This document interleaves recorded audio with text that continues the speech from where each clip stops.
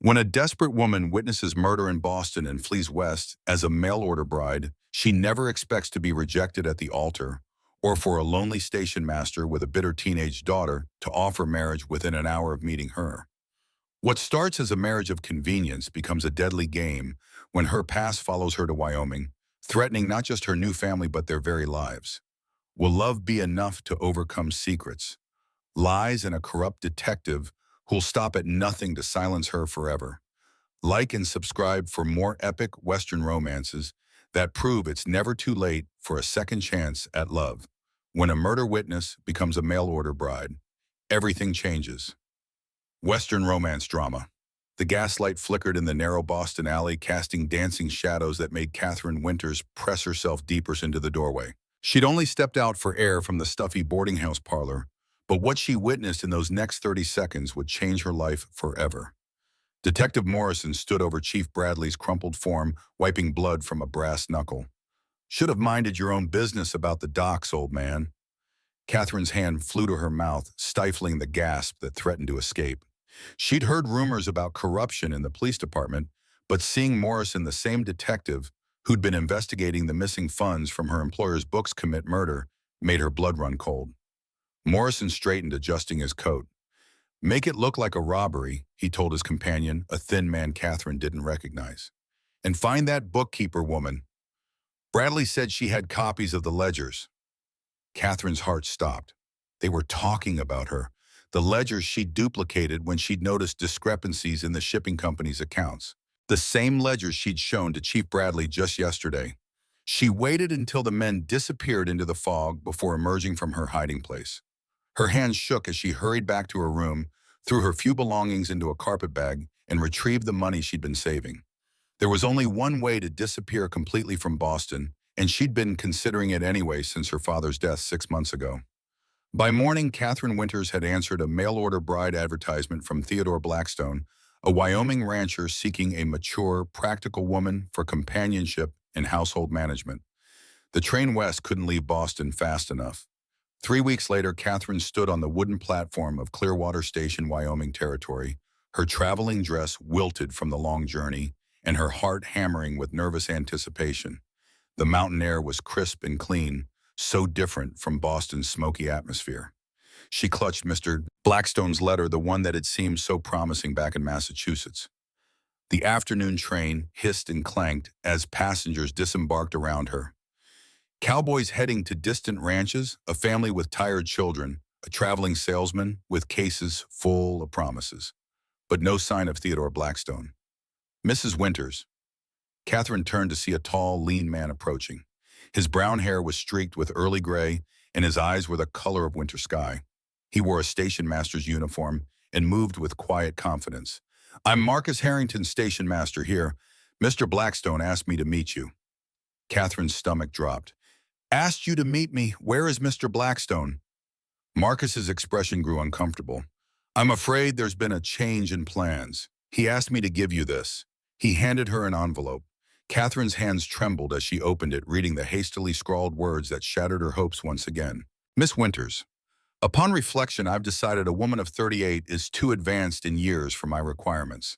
I've chosen a younger bride who arrived yesterday. I've arranged return passage to Boston on tomorrow's eastbound train. T. Blackstone." The words blurred as tears threatened. Too old at 38, just like the piano student's parents in Boston had whispered, too old to be unmarried, too old to be useful, too old to matter. "I'm very sorry, Baum," Marcus said quietly. "Blackstone's a fool." Catherine folded the letter carefully, pride keeping her spine straight. "No, he's practical. I should have known better than to think." She stopped, unwilling to voice her humiliation to this stranger. "There's a boarding house in town if you need a place to stay," Marcus offered. "Mrs. Patterson runs a clean establishment." Catherine looked at the small town spread below the station, then at the mountains rising beyond. Going back to Boston meant facing Morrison and his questions about those ledgers if he hadn't already discovered her escape. But staying meant, what, being the pitied spinster in yet another place. "Thank you," she said finally. "I'll need to arrange passage back to Boston. The eastbound doesn't come through until Thursday.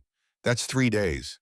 3 days to figure out what to do. 3 days before she'd have to decide whether to face Morrison's justice or find another way to disappear entirely. Marcus hesitated, studying her face. If you don't mind my asking, why Wyoming? Why leave Boston for a complete stranger? The question was direct but not unkind. Done. Catherine found herself wanting to answer honestly, though she couldn't tell him the whole truth. My father died 6 months ago. There was nothing left for me there, no family, no prospects. I thought perhaps, she gestured at the wide-open landscape, I thought perhaps there was still time to build something meaningful. There is, Marcus said firmly, just maybe not with Blackstone. Something in his tone made her look at him more carefully. He had kind eyes, she realized, though there was sadness in them. Lines around them spoke of laughter, but also of grief.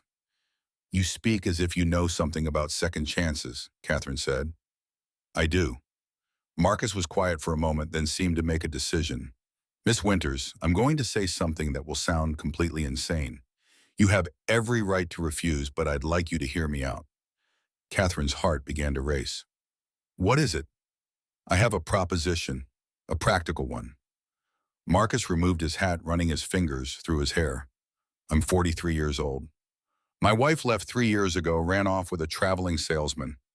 I have a 16-year-old daughter who needs a woman's guidance, and I need a partner to help run this station in the small ranch I'm building.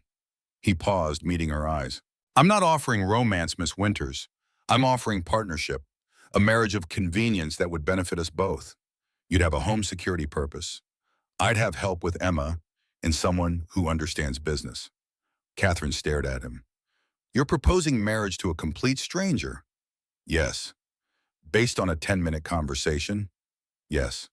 That's, she searched for words, that's absolutely mad. Completely, Marcus agreed. But is it any madder than traveling 2,000 miles to marry Blackstone? The logic was inescapable. And as Catherine looked into Marcus's steady blue eyes, she felt something she hadn't experienced in months' hope. Not the desperate hope that had driven her to answer Blackstone's advertisement, but something more solid. This man was offering exactly what she needed: a place to belong, a way to be useful, and most importantly, a reason to stay far from Boston and Detective Morrison. What about your daughter? Catherine asked. Shouldn't she have a say in this? Marcus's expression grew complicated. Emma has trust issues when it comes to stepmothers. Her mother left without warning, you see, but she needs guidance I can't provide. And frankly, she could use an example of what a strong woman looks like. And you think I'm strong? You traveled halfway across a continent to start over at 38. That takes courage most people don't possess. Catherine felt tears prick her eyes again, but these were different. For the first time in months, someone saw her as capable rather than past her prime. I should meet your daughter before we make any decisions, she said carefully. Of course, but Catherine, he'd used her first name, she realized. I want you to know that if you accept this arrangement, I'll treat you with respect. You'll be my partner, not my housekeeper. And while I can't promise love, I can promise honesty and fairness. The train whistle blew its departure warning. Other passengers were climbing aboard, heading to other destinations, other dreams. Catherine watched them go and realized she was tired of running, tired of being unwanted, tired of having no place to call home. All right, she said quietly, let's meet your daughter. Marcus's face lit up with relief. Thank you for being willing to consider this. They walked from the station toward town, Catherine's bag in Marcus's capable hand. The autumn air was cool and clean, filled with the scent of pine and distant wood smoke, so different from Boston's coal-tinged atmosphere. Tell me about the station work, Catherine said. I assume there's more to it than meeting trains. Telegraph operations, rated coordination, passenger assistance, scheduling. It's the communication hub for this entire region. Marcus glanced at her. Do you have experience with business operations? I was a bookkeeper in Boston for Fairfield Shipping. I managed accounts payroll correspondence. Catherine hesitated, then added carefully, I left because there were irregularities I couldn't overlook. It was true enough, though, she couldn't explain that those irregularities had led to murder. Integrity, Marcus said approvingly. That's rare in business. They reached a small house behind the station, painted white with green trim, and a front porch lined with flower boxes. Even in October, someone had maintained the garden with care. Your wife did the gardening? Catherine asked. Marcus's expression darkened slightly. Emma does. She says plants don't lie or leave. Before Catherine could respond, the front door opened and a young woman stepped out. Emma Harrington was tall for 16, with her father's dark hair and blue eyes. But where Marcus's face showed kindness, Emma's was guarded. She wore a simple blue dress and an expression of deep suspicion. "This is her," Emma asked without preamble. "The one Blackstone threw away." "Emma," Marcus said sharply. "It's all right," Catherine said, studying the girl. She saw intelligence in those wary eyes and pain carefully hidden behind defiance. "Yes, I'm the one Mr. Blackstone found unsuitable. Apparently, I'm too old for his purposes." "Good," Emma said bluntly. "At least you're honest about it. Most women who come through here pretend to be something they're not." "And what am I pretending to be?" Emma's eyes narrowed. "Someone who'll stay." The words hung in the air like a challenge. Catherine felt a strange kinship with this angry young woman who'd clearly been disappointed before. "You're right to be suspicious," Catherine said. "I'm a strange and strangers can disappoint you. But I'm not here to pretend anything.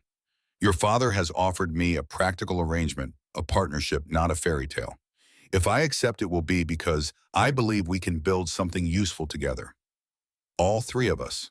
And if you don't like it, if you get bored or lonely or meet someone more interesting," Catherine met Emma's stare directly. "Then I'll discuss it honestly rather than disappear in the night. You deserve better than that." Something flickered in Emma's expression, surprise perhaps, or the faintest hint of hope. Marcus was watching both women carefully as if their interaction would determine his future. "Can you cook?" Emma asked after a moment. "Adequately. Can you better than Pedro?" Emma almost smiled. "Can you handle books and numbers?" "Yes. Can you read and write well?" "Of course I can read," Emma said indignantly. "Good. Then we'll understand each other." Catherine looked between father and daughter.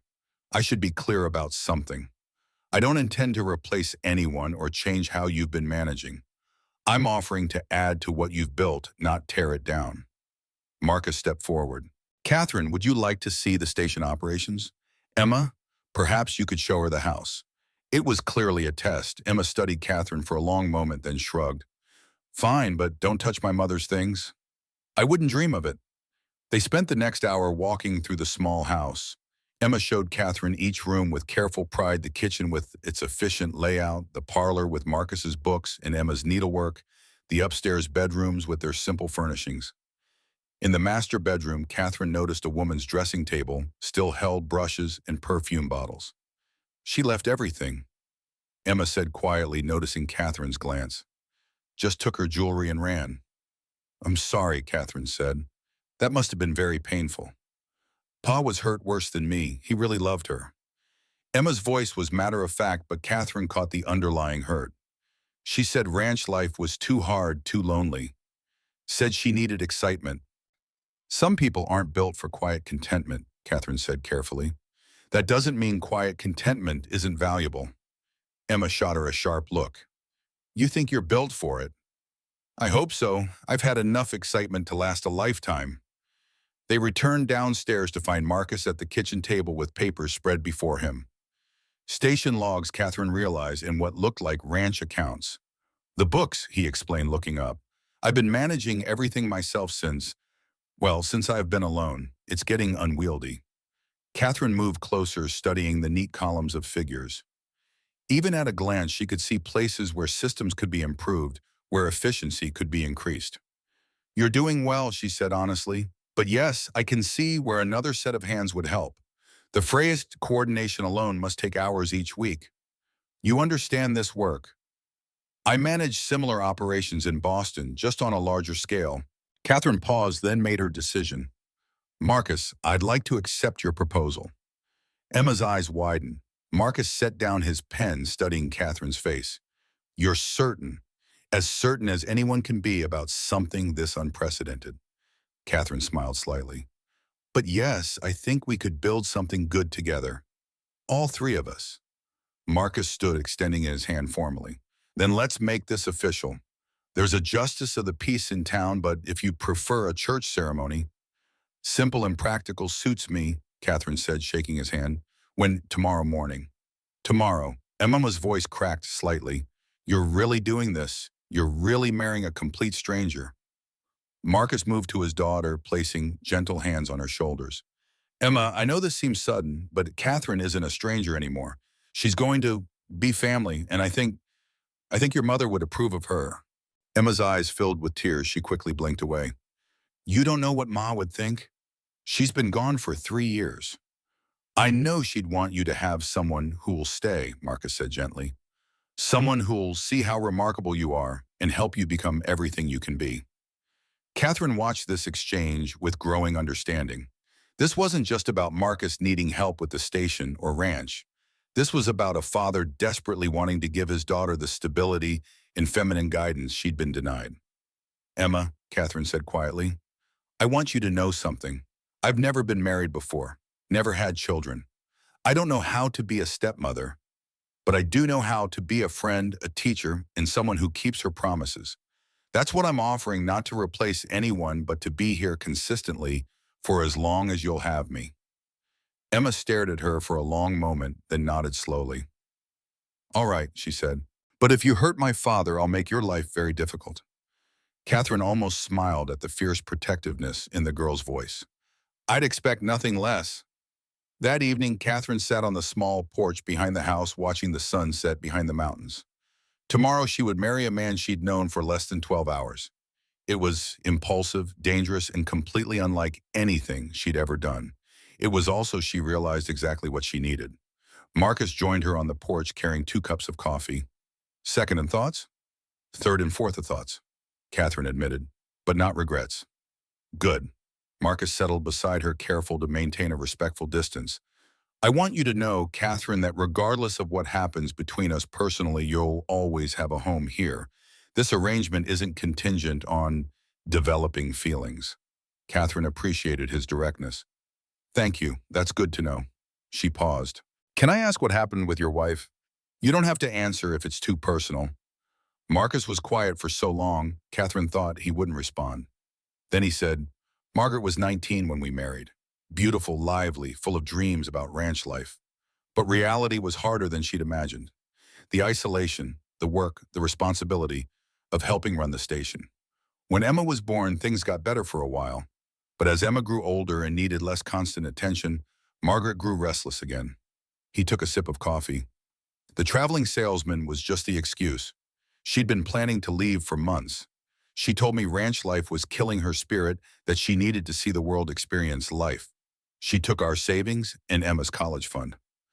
"I'm sorry," Catherine said softly. "That must have been devastating." "For Emma more than me," Marcus said.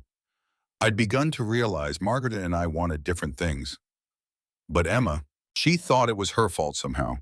That if she'd been a better daughter, more interesting, less trouble, Margaret would have stayed." Catherine's heart ached for the young woman inside, probably listening to every word. "Children always blame themselves." "Yes, and I haven't done a good job of convincing her otherwise." Marcus looked at Catherine. "That's one reason I'm grateful you're here. Emma needs to see that not all women run when life gets difficult." "I've already done my running," Catherine said quietly. "I have nowhere else to go." It was more truth than she'd intended to share, but Marcus seemed to understand. "Sometimes having nowhere else to go is exactly what makes us ready to build something lasting," he said. They sat in comfortable silence as darkness settled over the mountains. In the distance, Catherine could hear the lonely whistle of a freight train. Tomorrow she would become Mrs. Marcus Harrington. The thought should have terrified her, but instead she felt something she hadn't experienced in months: peace. Inside the house, Emma watched from her bedroom window as her father and his bride-to-be sat together in the gathering darkness. They weren't touching, weren't even sitting particularly close, but there was something in their posture that suggested they were comfortable together. Maybe Emma thought this wouldn't be a complete disaster after all. The wedding ceremony took place the next morning in Justice Webb's small office above the general store. Catherine wore her best traveling dress, dark blue wool, with mother-of-pearl buttons, while Marcus had donned his Sunday suit. Emma stood as witness, her expression carefully neutral. "Do you, Marcus William Harrington, take Catherine Rose Winters, Sarah, to be your lawfully wedded wife, to have and to hold in sickness and in health, for richer or poorer, as long as you both shall live?" "I do." "Do you, Catherine Rose Winters, take Marcus William Harrington to be your lawfully wedded husband, to have and to hold in sickness and in health for richer or poorer, as long as you both shall live. Catherine looked into Marcus's steady blue eyes. I do. By the power vested in me by Wyoming territory, I now pronounce you husband and wife. Justice Webb closed his book with a satisfied snap. That'll be $2 for the ceremony and 50 cents for filing the certificate. Marcus paid the fee while Catherine signed the marriage register with slightly shaking hands. Mrs. Catherine Harrington. After 38 years, she finally had a husband's name. Congratulations, Webb said cheerfully. You planning a celebration? Nothing elaborate, Marcus replied, but perhaps dinner at the hotel restaurant. It was Emma who surprised them. Actually, she said quietly, I prepared something at home, if you'd prefer. Catherine felt a warmth spread through her chest. This was Emma's way of accepting the marriage, she realized, of making it a family celebration rather than just a legal transaction. That sounds perfect, Catherine said. Thank you, Emma. They walked back to the house together. Catherine's new wedding ring catching the morning sunlight. It was a simple gold band Marcus had purchased from the general store that morning, practical rather than romantic, but it felt solid and real on her finger. The meal Emma had prepared was impressive roast chicken with herbs, mashed potatoes, green beans, and fresh biscuits. Catherine was touched by the obvious effort that had gone into the preparation. This is delicious, Emma, she said. Where did you learn to cook so well? Mrs. Patterson taught me after Ma left, Emma said. Pa was hopeless in the kitchen. I'm still hopeless, Marcus added with a smile. I can make coffee and fry eggs. That's about the limit of my culinary skills. Well, between the three of us, I think we'll manage, Catherine said. I can handle basic meals, and Emma clearly has the more advanced techniques mastered. After dinner, Marcus returned to the station for the afternoon train, while Catherine and Emma tackled the dishes together. They worked in companionable silence at first, but gradually began to talk. Can I ask you something? Emma said as she dried a plate. Of course. Why did you really leave Boston? The real reason, I mean. Catherine's hands stilled in the soapy water. She'd known this question would come, but she still wasn't sure how much truth she could share. There was trouble at my workplace, she said carefully. I discovered some irregularities in the company's books. When I tried to report it, I found myself in a difficult position. What kind of irregularities? Catherine admired Emma's directness. Money being moved around inappropriately. Bribes, I think. When I tried to do the right thing, I discovered the corruption went deeper than I'd realized. It was true enough, though she couldn't explain about Morrison or the murder. So you ran away? The blunt question stung, but Catherine answered honestly. Yes, I ran away. Sometimes running away is the smart thing to do. Emma considered this. Ma ran away too. But she wasn't running from danger, she was running from us. Catherine set down the plate she'd been washing and turned to face Emma fully. There's a difference between running from something harmful and running from responsibility. You understand that, don't you? I think so. Emma's voice was small. But how do I know you won't decide we're too much trouble and run too?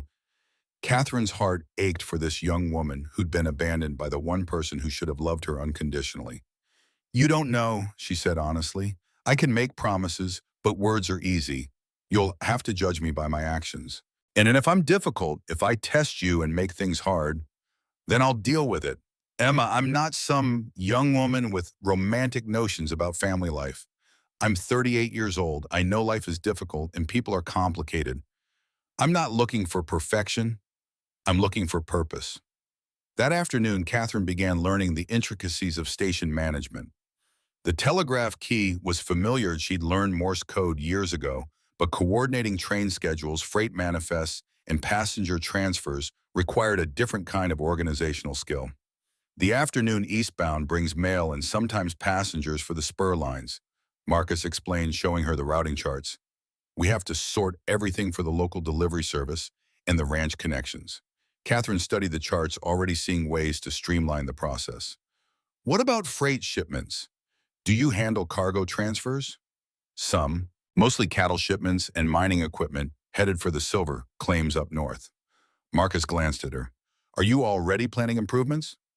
Maybe, Catherine smiled. I have some ideas about better record-keeping systems. I'd like to hear them. They were interrupted by the afternoon train's arrival. Catherine watched Marcus work, noting his efficiency and the respect he clearly commanded from the crew. This wasn't just a job for him. He took pride in keeping the transportation networks running smoothly. A passenger disembarked from the eastbound train, and Catherine felt her blood turn to ice. The man was tall, well-dressed with graying hair and cold eyes that she remembered too well from that night in Boston. Detective Morrison. Catherine ducked behind the freight counter, her heart pounding. How had he found her so quickly? She'd been so careful using only cash, leaving no forwarding address. Catherine, Marcus appeared beside her. What's wrong? You look pale. I I need to go to the house, she managed. I'm not feeling well. Marcus frowned with concern. Of course, do you need me to walk with you? No, I'll be fine. Catherine forced herself to move normally, not to run. Through the window, she could see Morrison speaking with the station agent, showing him something, probably a photograph. She reached the house with her knees shaking and immediately went to the bedroom as she now shared with Marcus. Her few belongings were still in her traveling bag.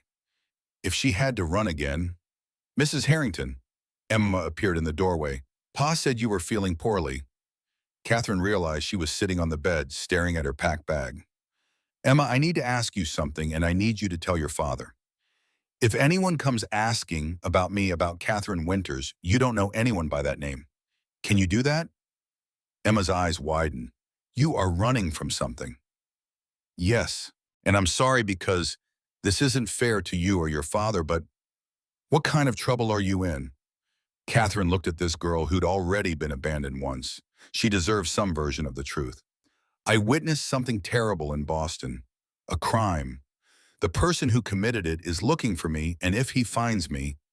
Catherine's voice trailed off. He'll hurt you. Very likely. Emma was quiet for a moment. Then to Catherine's amazement, she moved to the window and peered out carefully. Is it the man who just got off the train? Tall, fancy suit, mean eyes. You saw him. I was coming back from the general store. He was asking Mr. Peters about new arrivals, women traveling alone. Emma turned from the window. He's not a very good detective if he thinks Mr. Peters keeps track of anything properly.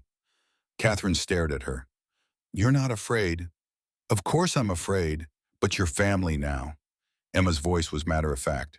Family protects each other. Besides, she added with a slight smile, life was getting boring around here. 20 minutes later, Marcus burst through the front door. Catherine, there's a detective from Boston asking questions about you. Catherine stood up slowly.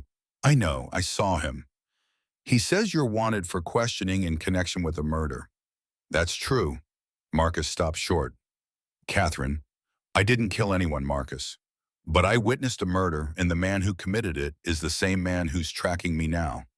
Catherine told them everything then about the corruption she'd discovered, about seeing Morrison kill Chief Bradley, about fleeing west to escape his reach. Marcus listened without interruption, his expression growing darker by the minute. Morrison killed a police chief, he asked when she finished. The only honest cop who would listen to me about the shipping company's books. Catherine's hands were shaking. Marcus, I understand if you want to annul the marriage. I never meant to bring this kind of trouble into your life. Annul the marriage? Marcus stared at her incredulously. Catherine, you're my wife. We'll face this together. But the danger is exactly why you need protection.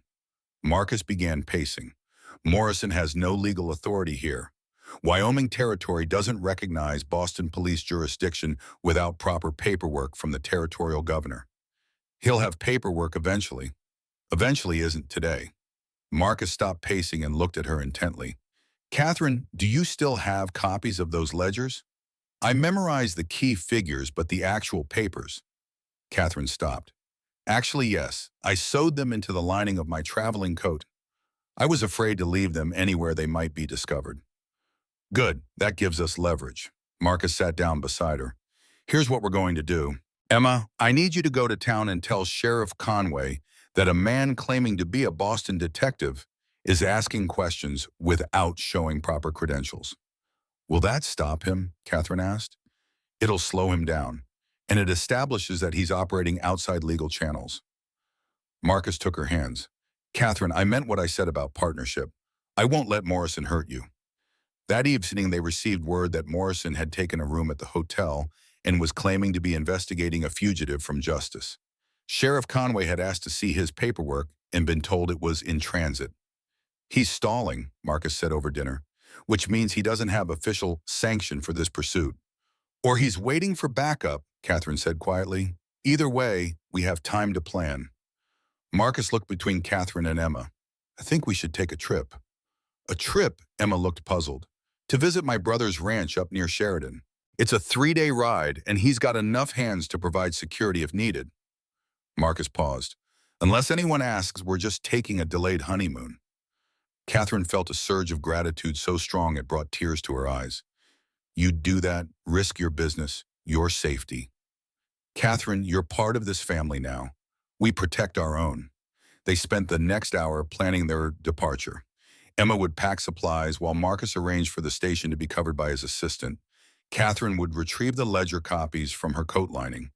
As they prepared for bed that night, Marcus taking the floor while Catherine took the bed, both maintaining the respectful distance they'd agreed upon, Catherine realized something had fundamentally changed. This was no longer just a marriage of convenience. Somewhere between Morrison's arrival and Emma's fierce loyalty, they'd become a real family. Marcus, she said softly in the darkness. Yes, thank you for believing me, for protecting me. Thank you for trusting me enough to tell the truth. Outside, a wind was rising, rustling the trees around the house. Catherine pulled the blankets closer and tried not to think about Morrison sleeping just a few miles away, planning his next move. Tomorrow they would leave for Sheridan, but eventually they would have to return. Eventually this would have to be resolved. But tonight she wasn't alone. Tonight she had a husband who was willing to fight for her and a stepdaughter who'd claimed her as family. Whatever came next, they would face it together. In her narrow bed, Emma lay awake thinking about the woman who'd become her stepmother less than 24 hours ago. Catherine hadn't lied or made false promises. She hadn't tried to be anything other than exactly what she was, a woman in trouble who needed help just like Emma and her father had needed help after Ma left. Maybe that was what family really meant. Not people who were perfect, but people who were honest about their imperfections and stayed anyway. The next morning dawned clear and cold. Marcus was up before sunrise preparing the wagon and horses for the journey to Sheridan. Catherine packed quickly, including the ledger copies she'd carefully removed from her coat. Emma filled a basket with food for the road. As they loaded the wagon, Catherine noticed a figure watching them from the hotel balcony. Morrison taking note of their departure. He couldn't follow them immediately. He had no horse, no supplies for a journey, but he would find a way. He's watching, she told Marcus quietly. Good. Let him think we're just a family taking a trip. Marcus helped her into the wagon seat. Once we're at my brother's place, we'll decide our next move. They rolled out of Clearwater just as the sun topped the eastern mountains, heading north toward an uncertain future. But as Catherine watched the familiar buildings disappear behind them, she realized she felt something she'd never experienced before, the certainty that whatever came next, she wouldn't face it alone. The journey to Sheridan took them through some of the most beautiful country Catherine had ever seen. Rolling hills gave way to dramatic canyons, and everywhere the autumn colors painted the landscape in shades of gold and crimson. Despite the reason for their journey, Catherine found herself falling in love with Wyoming's raw beauty. It's magnificent, she said to Marcus, as they paused to rest the horses beside a clear mountain stream. Wait until spring, Emma said, joining them at the water's edge. When the wildflowers bloom, it looks like God spilled paint across the meadows. Catherine smiled at the poetic description. There were depths to Emma she was only beginning to discover. They reached the Harrington Ranch late on the second month. Marcus's brother James was 10 years older, with silver-streaked hair and the weathered face of a man who'd spent his life outdoors. His wife Sarah welcomed them warmly, though Catherine could see the questions in her eyes. Over dinner, Marcus explained the situation. James listened without comment until the story was finished, then leaned back in his chair. So you're telling me there's a corrupt Boston detective tracking my new sister-in-law for witnessing a murder? That's the situation, Marcus confirmed. James grinned suddenly. Well, that's the most excitement we've had around here in years. He looked at Catherine. Don't worry, ma'am. We've dealt with worse than one crooked cop. He might not be alone, Catherine warned, and he's dangerous. So are we, Sarah said matter-of-factly. James, show her the rifle collection. The next morning, Catherine was surprised to be awakened by gunshots. She rushed to the window to see Emma and Sarah practicing target shooting while James called out corrections to their form. "Morning," Marcus said, appearing beside her with a cup of coffee. Sarah insisted Emma should know how to defend herself properly. "Can she shoot?" "Better than I can, actually. Margaret taught her before she left." Marcus's expression darkened slightly at the mention of his first wife. Catherine watched Emma handle the rifle with confident competence. "She's remarkable, you know. Strong, intelligent, capable. You should be very proud." "I am, but I worry I haven't given her enough feminine guidance. She's had to grow up too fast, be too independent." "Independence isn't a flaw, Marcus. It's what will keep her safe in this world." Catherine turned to face him. "Besides, she has plenty of feminine qualities. She's nurturing, insightful, fiercely loyal. Those aren't masculine traits, they're human ones." That afternoon, as Catherine helped Sarah with the washing, she noticed a dust cloud on the southern horizon. James, who'd been watching with field glasses, lowered them with a grim expression. "Three riders heading this way. One matches the description of your Boston detective." Catherine's blood chilled. "He found us." Apparently, James was already moving toward the house. "Sarah, get the rifles. Marcus, bring Catherine inside. Emma, you stay with the women." But Emma had other ideas. "I'm not hiding while my family's in danger." "Emma," Marcus started. "No, Pa. We're all in this together."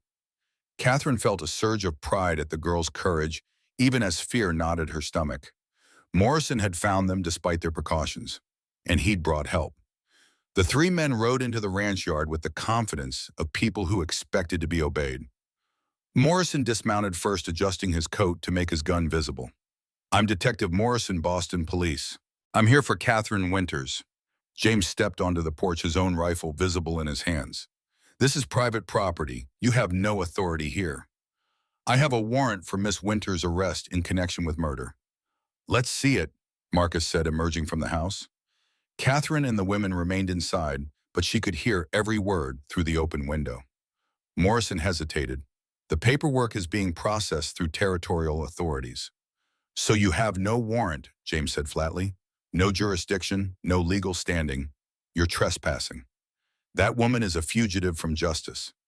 That woman is my brother's wife, and she's under our protection." James's voice carried the authority of a man accustomed to being obeyed. "I suggest you leave, now." Morrison's companions shifted nervously. They were clearly hired guns, not lawmen, and the situation wasn't developing as they had expected. "This doesn't end here," Morrison said finally. "I'll have proper paperwork within the week." "Then come back when you have it," Marcus said. "Until then, stay away from my family." The three men remounted and rode off, but Catherine knew this was far from over. Morrison would be back, probably with more men and better planning. "We can't stay here," she told Marcus that evening. "I won't put your brother's family at risk." "You're not going anywhere," Sarah said firmly. "Morrison made this our fight the moment he rode onto our land with threats." "Sarah's right," James added. "Besides, running won't solve this. Morrison will just keep following you." "Then what do we do?" Marcus looked thoughtful. "We go on the offensive. Catherine, you said you memorized the key financial data from those ledgers." "Yes, the major discrepancies and the account numbers involved." "Then we telegraph that information to the territorial governor and the federal marshal service. We make Morrison's corruption public before he can silence you." It was a dangerous gamble, but Catherine realized it might be their only chance. The next morning, Marcus rode to Sheridan to send the telegrams, while Catherine worked on writing down everything she could remember about Morrison's criminal activities. Emma helped, asking sharp questions that helped Catherine recall additional details. "What about the shipping schedules? Did the money movements correspond to specific cargo arrivals?" "Yes," Catherine said, suddenly remembering. "The bribes always came through just before ships arrived from certain European ports. There was a pattern." "Smuggling," Emma said immediately. "That's why Morrison killed the police chief. He was getting close to exposing an entire smuggling ring." Catherine stared at her stepdaughter with new respect. "You're absolutely right. This is much bigger than just bribes." When Marcus returned that afternoon, he brought news. "I've sent detailed reports to both the territorial governor and the federal marshal in Cheyenne. If what you've described is accurate, they'll want to investigate immediately. And if Morrison comes back before help arrives, then we're ready for him," James said grimly. They didn't have to wait long. Morrison returned 2 days later, this time with 6 men and a very official-looking document. Territorial warrant for the arrest of Catherine Winters, also known as Catherine Harrington, he announced from horseback. Anyone interfering with this arrest will be charged with obstruction of justice. Catherine stepped onto the porch flanked by Marcus and Emma. She was terrified, but she wasn't going to hide anymore. "Let me see that warrant," she called out. Morrison urged his horse closer, holding out the paper. As Catherine reached for it, she noticed something that made her heart race. The signature was smudged, the seal unclear. "This is a forgery," she said loudly enough for everyone to hear. "The territorial seal is wrong, and this signature doesn't match Governor Warren's hand." Morrison's face darkened. "You're in no position to question legal documents." "Actually, she is," said a new voice. Everyone turned to see a group of riders approaching from the east. Federal marshals, their badges gleaming in the afternoon sun. The lead rider dismounted and walked toward Morrison. "Detective Morrison, I'm U.S. Marshal Roberts. You're under arrest for murder, corruption, and falsifying federal documents." What followed was swift and efficient. Morrison's hired guns, faced with federal marshals, surrendered without a fight. Morrison himself tried to reach for his weapon, but found himself staring down the barrels of half a dozen rifles. "Mrs. Harrington," Marshal Roberts said to Catherine, "we'll need you to testify about what you witnessed in Boston. But I want you to know your information has already led to arrests throughout the Boston Police Department. The smuggling ring you helped expose was bigger than anyone imagined." Catherine felt her knees go weak with relief. "It's really over." "As far as Morrison goes, yes, ma'am, you're free to go home." That evening, as they celebrated Morrison's arrest, Catherine found herself alone on the porch with Emma. The girl had been quiet since the marshals left, and Catherine sensed something was troubling her. "What's on your mind?" Catherine asked. "Are you going to leave now?" Emma's voice was carefully controlled. "Now that the danger's over, I mean, you don't have to stay married to Pa for protection anymore." Catherine turned to study Emma's profile in the fading light. "Is that what you think, that I only married your father to escape Morrison?" "Didn't you?" Catherine considered her words carefully. "Initially, yes. Marriage to your father offered me safety when I desperately needed it.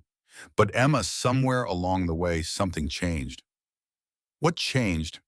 "I stopped running and started building.